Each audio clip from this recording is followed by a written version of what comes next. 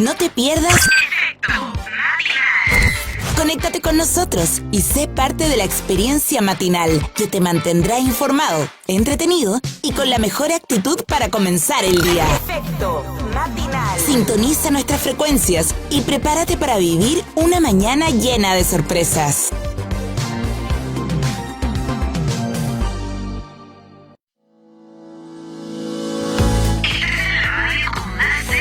Y la mejor programación. Teleangol Radio. Nos importa lo que escuchas.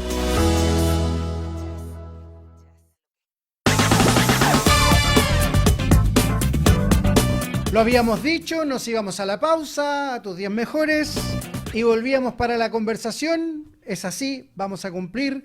Estamos acá en nuestros estudios con la presencia de un hombre que ya es de la casa. Ya es parte de la casa, está con nosotros Roberto Saldivia, de Emprende Preuniversitario, psicólogo y director de Emprende Preuniversitario, para conversar de un temazo tremendo el que nos convoca el día de hoy. Roberto, bienvenido nuevamente a las pantallas y a los micrófonos de Teleangol. Muchas gracias, muy buenos días, Germán. Bueno, la verdad es que la semana pasada hablamos de un tema que produjo que incluso nos llamaran minutos más tarde para felicitarnos por tu intervención, por la capacidad también de hablar de temas que no son cotidianos, que no los abordamos muy seguido, pero que son temas que deberían estar en la sobremesa, que deberían estar en la educación que le brindamos a las nuevas generaciones. En este mundo que hoy día está cada vez más globalizado y multicultural, porque hay que aceptar la diversidad y la multiculturalidad, es crucial que nuestras instituciones, y sobre todo las educativas, tengan en su idioma, tengan en su lógica, tengan en su ADN, algo que hablábamos recién con la Seremi, la inclusión y la diversidad como lógicas en su trabajo. Genial, aquí hablemos de eso, tengo ahí algunas experiencias que puedo comentar, así que feliz de estar acá. Bien, pues adentrémonos entonces netamente en materia y hablemos de inclusión y diversidad en la educación. Perfecto, bueno, hay que hacer un pequeño contexto histórico en algunos conceptos. Primero, el tema de la inclusión, la diversidad han pasado por distintos momentos. El primer momento, obviamente, fue cuando las personas, digamos, ahora que se llama necesidades educativas especiales, entre otros términos, no podía acceder al sistema educativo. Generalmente estaba en casa. Ese era el primer momento. Luego de eso, se hace otro paso histórico importante, que es la palabra la educación especial. Quiere decir que el estudiante tiene acceso a la educación, pero en un lugar creado para ello. Y empieza lo que es la educación especial. Luego de eso, en el año 2009 aparece, y eso con el decreto 1 de educación, después aparece el famoso decreto que también trabaja mucho en los PIE, los programas de integración escolar 170, que dice que se tiene que trabajar dentro del contexto colegio, donde hay necesidades educativas especiales, chicos que tienen apoyos transitorios y apoyos permanentes, y también es el ingreso de distintos profesionales al contexto educativo. Psicólogos, terapeutas ocupacionales, fonoaudiólogos, educadora diferencial, etcétera, al llegar ahora a lo que es hablar de un contexto inclusivo. Quiere decir que dentro de una misma sala de clase, de lo que se llama el aula común, uno convive, como tú muy bien dices, con distintos estudiantes que tienen diferentes necesidades educativas especiales y requieren diferentes tipos de apoyo. Como para hacerte un contexto histórico de lo que ha sido el concepto de lo que yo conozco hasta la fecha. Sin duda que hablar sobre estos dos temas nos lleva a decir que es una sociedad que hace algunos años comenzó a dar validez a estos conceptos. Conceptos que, si bien se tratan por separado, se juntan, se hacen uno, y sobre todo en la institucionalidad. La educación no es la excepción. Hemos visto cómo los establecimientos educacionales, por ejemplo, comienzan a integrar esta realidad con los PIE, sí, abiertamente, de manera muy focalizada, donde hay preocupación multiprofesional respecto a diversos temas que afectan a los estudiantes. Ahí tenemos psicólogos, ahí tenemos psicopedagogos, tenemos fonoaudiólogos, sí, entendiendo que la comunicación también es un tema muy importante en la educación. Sí, lo que pasa es que lo que tú me comentas, hay chicos que todos tenemos, como conversábamos antes de empezar esta entrevista, como que todos tenemos un poquito de todo. Pero si queremos ser más rigurosos, hay distintas necesidades que tienen los chicos y que tienen que ser apoyadas para avanzar su proceso educativo. O sea, todos los niños pueden aprender. Lo que tenemos que hacer es hacer un buen diagnóstico y para eso nacen los programas de integración escolar, que dicen, apoyemos a los chicos en sus necesidades que tengan. Hay algunos que tienen necesidades de lenguaje, por eso entra la figura del fonoaudiólogo, el concepto de conducta, de hiperactividad, de temas adaptativos, que también entra el psicólogo. Por lo menos yo en lo personal lo trabajé mucho en colegios, porque ese fue mi labor. Ahora estoy independiente, pero siempre en colegios, programa de integración escolar. Y por sobre todas las cosas que hablábamos en temas anteriores, entra también la figura de lo que es el profesional y los diagnósticos, utilizar distintos tipos de herramientas y estrategias para el quehacer pedagógico. Porque el profesor antes lo veía todo en sala nomás. Claro. Era una sola persona. Y el profesor era profesor. Nada más que eso. Y no le podían, porque se le criticaba por aquello, pero ¿cómo pedirle a un profesor que sea psicólogo? ¿Cómo pedirle a un profesor que sea fonoaudiólogo? Es muy difícil. Es complicado, obviamente hay profesores que tienen mucha experiencia y todo eso, pero también uno tiene que ser respetuoso de las profesiones. Y por eso también el contexto educativo, si bien es pedagógico, es educativo, porque para eso se creó, siempre hay que acompañarlo por distintos profesionales. Y eso es lo que hemos podido ver en los que se llaman los proyectos o programas de educación, de integración, que es, trabaja el chico en clase, pero también necesita distintos apoyos. Por ejemplo, una terapia fonoaudiológica, también, ojo, dentro de los límites que te ofrece lo que es un programa de integración escolar, que son muy bienvenidos, pero también tienen, o sea, el 170, para ser específico, aumentó la capacidad de estudiantes a atender. Pero muchas veces nos encontramos que en un contexto de sala hay muchos más niños de los que un programa de integración puede acoger. Entonces también este tema de hablar de inclusión y de diversidad es súper importante, no solamente por el contexto colegio, sino por sobre todas las cosas, uno como familia, cómo va apoyando ese proceso de, por ejemplo, tu hijo tiene, no sé, una discalculia, perfecto, va a trabajar en el colegio, va a trabajar con una educadora diferencial, pero también por sobre todas las cosas, cómo como padres nosotros podemos acompañar este proceso. Yo en el ejercicio profesional te puedo decir que, aparte de los programas de integración, todo lo que la familia vaya acompañando este proceso hace que esto se supere más rápido y se trabaje de una forma más conjunta. ¿Por qué es importante? Y yo sé que hay varios papitos y mamitas recientes que están sintonizando y nos están viendo. Sé por qué algunos se han comunicado con nosotros a través de las redes durante el transcurso de esta mañana.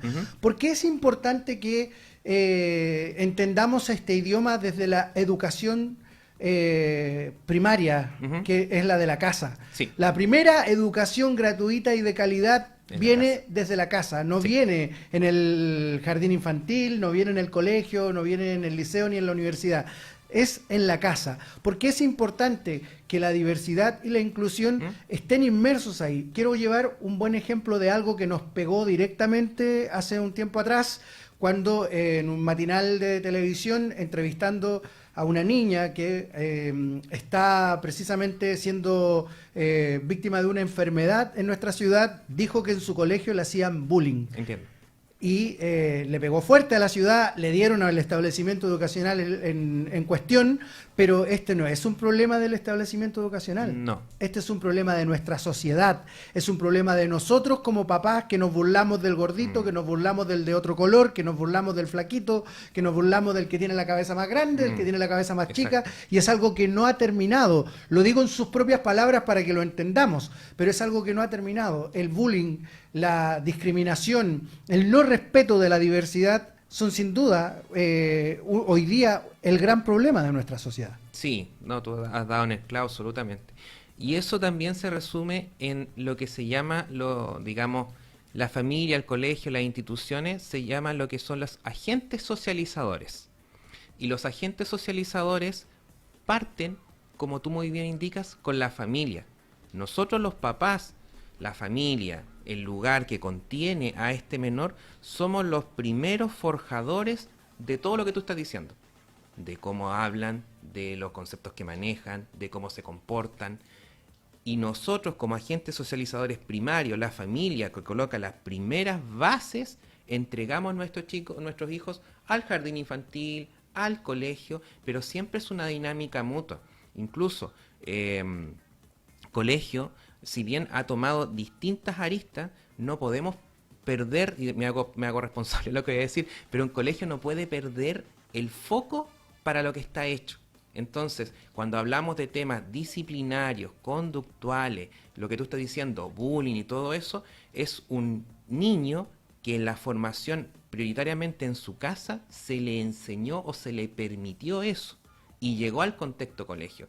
Entonces, cuando lo vemos de esa perspectiva, la familia, y te pongo en todos los escenarios, no estoy hablando de familia completa, papá, mamá, puede ser abuelos, pueden ser tíos, eso no quita que formemos a nuestros hijos en valores, en el respeto. El respeto se da desde la casa y muchas veces pasa que mientras más pequeños sean, o sea, un niño de jardín, un niño de prekinder y kinder, lo que está manifestando y está replicando es lo que le enseñan en su casa. Exacto. Entonces partimos desde esta perspectiva. Familia, colegio y todas las instituciones somos todos responsables y agentes socializadores de nuestros hijos. De repente nos decimos, este chico ahora está en media o volviendo al preuniversitario. Sí, pero es un adolescente que tampoco las tiene muy claras y que la familia también tiene que ir apoyando. Cuando el proceso va bien mancomunado, los chicos responden bastante bien. Y volviendo al tema de inclusión e integración, es un trabajo compartido. O sea, yo psicólogo, evalúo, entrego sugerencias de trabajo a los colegas, profesores, en el equipo en la reunión de coordinación PIE, pero tiene que bajar a la familia y la familia me tiene que apoyar, porque si no, el cambio es más lento o también el estudiante podría variar mucho más en este sistema de esta compañía versus cómo se encuentra y sale al mundo exterior. Entonces, por eso es súper importante. Profundizamos bastante en la diversidad con un ejemplo específico. Ahora, respecto a la inclusión, hay un concepto de inclusión que se ha tergiversado con la Teletón. Yo no reniego contra la Teletón, me atrevo a decir, soy el mayor defensor de la Teletón. Aquellos que esbozan y dicen que la salud de las personas que tienen capacidades distintas debe ser asumida por el Estado. Yo soy el primero que salta a defender la Fundación Teletón.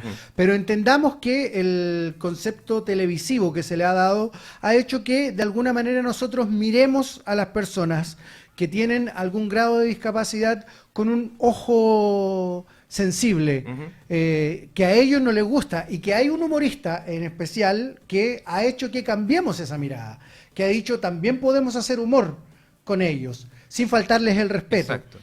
También podemos darles trabajo, no solamente hacer humor. Hay una ley del 1% que es otra de las leyes Cholito que anda dando vueltas, leyes que no se están cumpliendo y que nadie las fiscaliza, pero de a poco hemos ido incluyendo, hablando de inclusión, incluyendo el concepto en nuestra sociedad, pero de a poco y de manera muy poco real, o sea, con más banderas que acciones, o como dice Ricardo Arjona, la inclusión es verbo, no sustantivo. Exacto. Es que lo que pasa, yo desde mi mirada también, pasa muchas veces de que digamos, el apoyo que se entrega tiene que ser sustancial, tiene que ser, a ver, una persona incluida en sí, yo te lo voy a dar con un ejemplo quizás no en torno a los diagnósticos.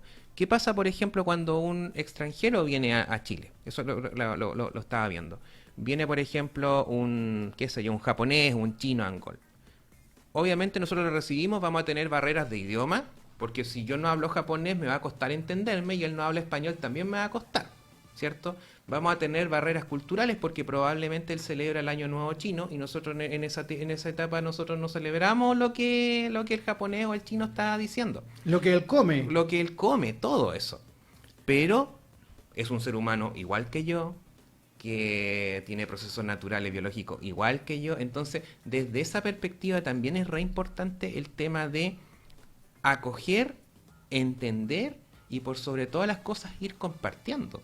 Si este tema de la inclusión en sí, como tú muy bien dices, no es un niño que tiene que dar lástima y por dar lástima tiene que ser, digamos, cuidado o tiene que estar casi encerrado o en una cajita de cristal, como ¿por qué no? Porque estos chicos también se preparan para la vida. Hay contextos universitarios que también tienen que trabajar en torno a esto. Hay temas también importantes que creo que lo hablamos la semana pasada, que tiene que ver, y no solamente con niños con necesidades educativas especiales, el desarrollar habilidades adaptativas para vivir, el desarrollar habilidades para poder entenderse con los demás, y frente a esa lógica, y frente a eso que estoy planteando, un niño que tenga necesidades educativas especiales es un ser humano que tiene una forma distinta de entender, pero también comparte muchos elementos con quienes no tenemos necesidad o que quizás no hemos descubierto que tenemos necesidades educativas especiales. Somos personas y bajo esa lógica todos podemos convivir, que va a costar un poquito, eso sí, pero insisto, volviendo al tema de un extranjero, ¿por qué puedo acoger a un extranjero y me puedo acomodar y no una persona quizás que tiene una condición de espectro autista? ¿Qué lo hace particular a esa persona que viene del extranjero versus otra persona que quizás es chileno pero tiene otra forma de ver las cosas? Entonces, ojo con eso porque se puede. Y porque estas personas que tienen algún grado de discapacidad desarrollan otros. Yo siempre cuento la historia cuando hace algunos años atrás, y mira cómo son las cosas de la vida, fui a Valparaíso y me tocó ver en un semáforo a una persona haciendo malabarismo con una mano con 4 pelotas. Y yo no puedo ni con 3 con mis 2 manos. No. Y resulta que esa historia se la conté a alguien que en esta oportunidad fue conmigo a Valparaíso, íbamos en la micro y nos tocó verlo. Y yo le dije, mira quién está ahí.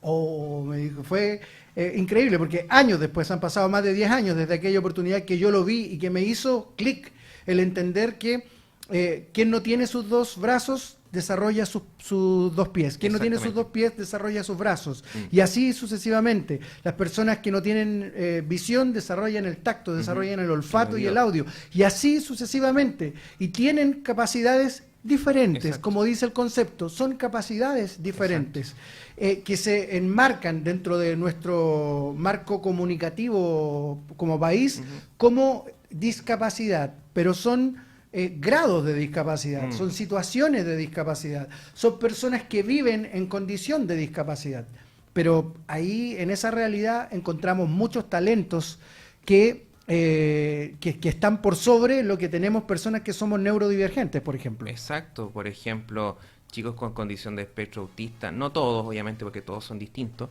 pero tienen una capacidad de hiperfoco, de mantener un foco, pero totalmente centrado, notable. Hay muchos incluso artistas o personajes históricos famosos que si tú empiezas a ver sus características de vida, un Leonardo da Vinci, un Albert Einstein, por ejemplo, entre otros, tú podrías decir, con la formación, por ejemplo, en lo personal, profesional, que tengo formación en TEA, decir, oye, pero no fijaba la mirada, oye, pero era medio rutinario, oye, pero le costaba, oye, parece que como que se me acerca al diagnóstico. Albert Einstein, por ejemplo, claro, tenía el mismo traje para todos los días. Él no gastaba neuronas en pensar en qué ponerse. Se ponía el mismo traje todos los días. No el mismo, sino que tenía 20 trajes que eran iguales todos los días, para no gastar sus neuronas. Exacto. Y frente a eso también uno dice, o por ejemplo la capacidad de poder dibujar, de poder memorizar, entre otras cosas, son tremendos aportes. O sea, no sé, me imagino un Steve Jobs, por ejemplo, o sea, con Apple, que ahora todos lo manejamos y lo reconocemos históricamente. Y por la manzanita. La manzanita, pero y esa capacidad de inteligencia, y si realmente tenía esa condición que lo hace ser más, menos, yo creo que, insisto, dentro de lo que tú destacas, todos tenemos posibilidades, todos tenemos talento, hay que saberlos desarrollar y aportar. Entonces, dentro de eso, yo no hablaría de una persona discapacitada, sino, como tú dices, diferente, que nos permite convivir a todos. Mira, aquí, no sé si será Angélica, pero aparece con su perfil Ángel, nos escribe por primera vez y dice, interesante tema, no es muy difícil entender que los niños son imitadores de nuestros actos, por ende, su comportamiento será nuestro ejemplo, lo que ven diariamente. Los veo siempre, me encanta este programa.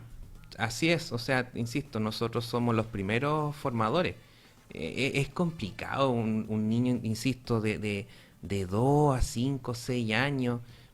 por etapa del desarrollo en la que se encuentra que plantee algo por las de él. Siempre generalmente voy aprendiendo, veo, y las típicas, conversaciones familiares, Claro. Lenguaje. Después voy formando mi criterio, entonces por eso también vuelvo al punto que estamos conversando. La familia, ponle el nombre que tú quieras, es el primer y fundamental agente socializador. De ahí van a salir las primeras conductas y después va el contexto educativo. Pero no nos podemos saltar ese paso. Hablamos de los niños y hablamos del bullying y todo aquello. Hablemos de los adultos. Sí, por supuesto. Hablemos de los profesores. Hablemos de los papás. Ok. Porque si hay señales muy equívocas que se le pueden dar a los niños están en la casa. Como por ejemplo, yo papá, a mí me gusta Pearl Jam, yo a Pearl Jam le doy volumen 8. Pero llega mi hija y a mi hija le gusta Marcianeque y no, Marcianeque se puede escuchar en volumen 2, en volumen 3 nomás. Porque a mí no me gusta. Mala señal. Sí. ¿Qué pasa, por ejemplo, si un profesor, porque no tiene contacto con la tecnología como tienen los nativos digitales hoy día, que son nuestros hijos, le molesta que, por ejemplo, los chicos hagan cosas que él no entiende, que es muy común? O, por ejemplo, también pasa en la música, profesor de música y les mete a los estudiantes su grupo musical, su estilo musical, pero no se adentra en lo que les gusta a los chicos, que es el urbano y todo aquello. Ahí estamos siendo también testigos de una forma, de una manera de no respetar la diversidad de generaciones, que esa cuesta entenderla. Yo sé que cuesta entenderla. Los que nos están escuchando, los que nos están viendo a esta hora, hacen memoria y dirán, hoy yo cuando era niño me gustaba esta música y a mi papá no le gustaba, a mi abuelo no le gustaba. Eso pasó, está pasando y va a seguir pasando. Lo importante es que entendamos de una vez por todas que son muy malas señales para los niños, para las niñas, el decirles que están equivocados porque yo, el adulto, me gusta otra cosa. Claro. Es que ahí también es importante generar lo que es el aprendizaje significativo. Y el aprendizaje significativo, yo puedo tener un concepto X, por ejemplo, yo quiero trabajar el concepto, no sé, de termodinámica, ya, y me voy a ir al manual. Pero también puedo hacerlo con ejemplos de la vida cotidiana, y esos ejemplos de la vida cotidiana, que ojalá sean lo más cercano, por ejemplo, al estudiante, va a hacer que su aprendizaje sea más significativo, que lo pueda aplicar, que lo pueda entender. Y eso muchas veces pasa en contextos cuando, digamos, el profesor, si bien lidera el proceso educativo, evidentemente que sí, pero también hay que generar lo que se llaman las adaptaciones, lo que se llama la adaptación curricular. Quiere decir que yo mantengo el mismo concepto a tratar, termodinámica, el que tú quieras, pero la metodología, la didáctica, los elementos que voy a probar, por ejemplo, lo puedo hacer desde, como tú dices, de lo cotidiano. Ya, vamos a trabajar música, géneros musicales. Evidentemente es distinto un trap a una música clásica, pero sigue perteneciendo dentro del mismo concepto, yo no lo pierdo. Entonces, dentro de lo que, mientras mayor familiaridad de lo que yo voy a entregar, hace que el estudiante genere mejores aprendizajes, y como genera mejores aprendizajes es más duradero. Lo veo desde ahí. Son temas muy cotidianos, son cosas que pasan todos los días. Sí. Y lo dijimos en el programa pasado, yo creo que lo vamos a seguir repitiendo. Son temas que pasan, que están ahí, están allá afuera. Como el concepto de aquel canal de televisión. Pasa en las películas, pasa en la vida, pasa en Angol. En todos lados. En todos lados. Esto está ocurriendo y quizás no lo estamos visibilizando. O quizás lo estamos visibilizando, pero no le estamos dando la importancia.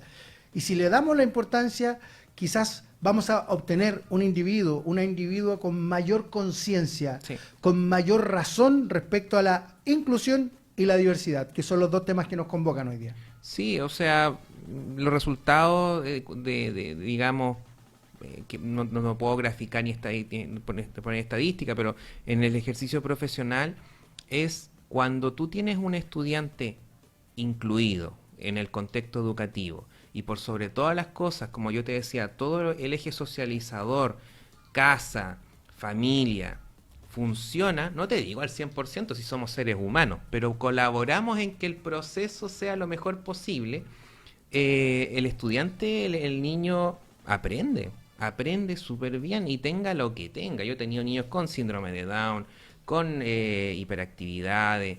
Evidentemente, sí, hay partes de la condición que es tan permanente.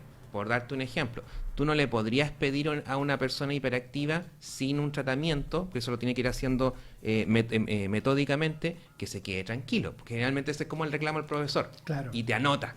Estudiante que se mantiene inquieto en la sala de clase, eso es parte de, pero si ese estudiante aprendió, si ese estudiante te explica las cosas en una prueba, demuestra una buena nota y aprendizaje, quiere decir que yo tengo que respetar esa característica, pero también trabajar las otras, y eso es un estudiante brillante, lo mismo. De repente nos pasa muchas veces, como lo que tú muy bien planteas, de que uno intenta hacer la clase ideal, como casi de universidad, como de libro, el manual de libro, y la vida no es así, te No, para encuentras nada. con todo. No es lineal. No, para nada. Entonces, por eso de repente uno cae. No, es que este niño no aprende. ¿Y por qué no aprende? Mira, es que no está tranquilo. Oye, pero es que tiene hiperactividad, pues compadre, no se va a quedar tranquilo, pero está aprendiendo.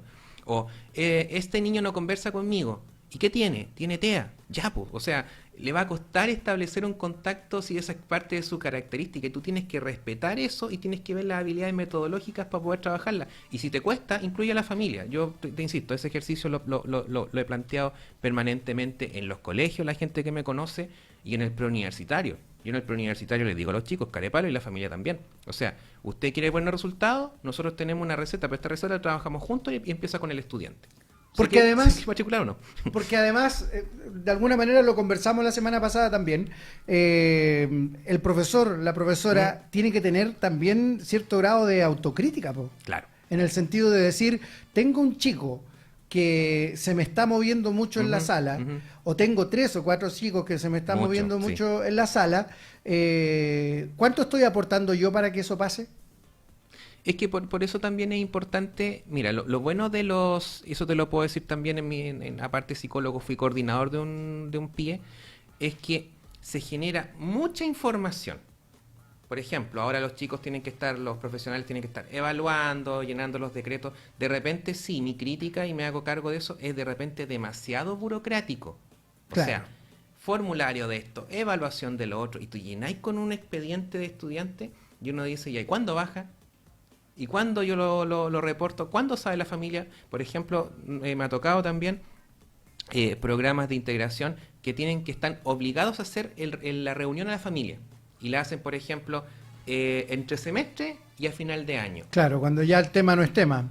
Claro, po. Y de repente tú le preguntas a la familia, ¿y a qué vino? No, yo tenía una reunión de las tías de integración y no sabía de qué se trataba. Entonces, por eso también si tú tienes una base digamos, de evaluaciones, tienes que hacerlo lo más aterrizado posible. Por ejemplo, el tema hacemos evaluaciones psicológicas. Muchas veces los perfiles quedan guardados, po. No, pues los perfiles no pueden quedar guardados, tienen que ser socializados en esas reuniones para poder decir, este chico tiene esta dificultad y se trabaja de esta manera. Cuando se trabaja de esa forma, se funciona bien. Y también, para cerrar, para no hablar tan largo, es el tema de cuánta apertura docente o institucional generas también con la información que se entrega, porque si todos reman para lados distintos y cada uno hace su evaluación y diagnóstico y no tienen un punto de encuentro, para mí es tener papel nomás, pues Claro. no va para otro lado. Mira, la Francisca, que es miembro de la agrupación Mentes Brillantes, nos escribe en el fanpage y dice, la familia también es parte de la comunidad educativa. Sí. Por eso es importante trabajar en conjunto con la escuela o liceo. Para ello se ocupa la buena comunicación como herramienta. Hemos estado hablando de eso todo el rato. Para finalizar, Roberto, ¿cómo incluye Emprende Preuniversitario estas dos temáticas en su lógica? Bueno, lo primero es que nosotros somos un preuniversitario académico, vocacional y familiar. Muchos de nuestros estudiantes dicen que es como que sienten como casa. ¿Y por qué razón tiene que ser así?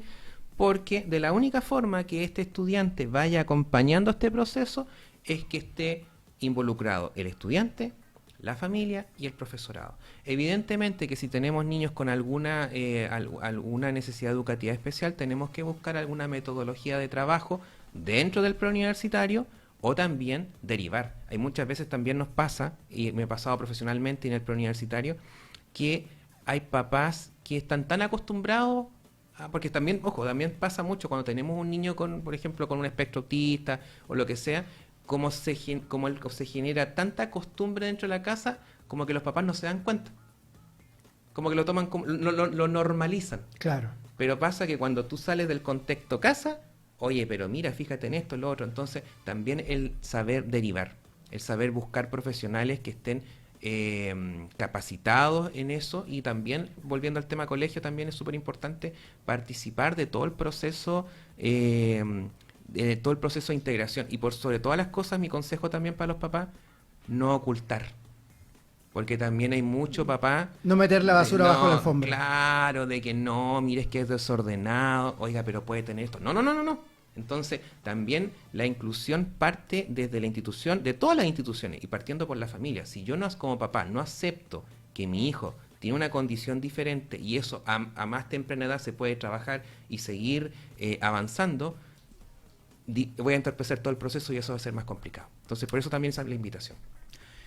Bueno, sin duda un tema muy interesante donde la gente interactuó con nosotros. También hay interés sobre el tema porque son cosas que son muy cotidianas, son realidades que están ahí y que tenemos que hacerla parte de nuestro conversar todos los días. Conversó con nosotros, intervino con nosotros el psicólogo, director de Emprende Preuniversitario, Roberto Saldivia. Roberto, un gusto tenerte acá. La próxima semana te vamos a tener con otro tema interesante también para conversar. Ahí estaremos. Muchas gracias por la invitación. Quédese en nuestra sintonía.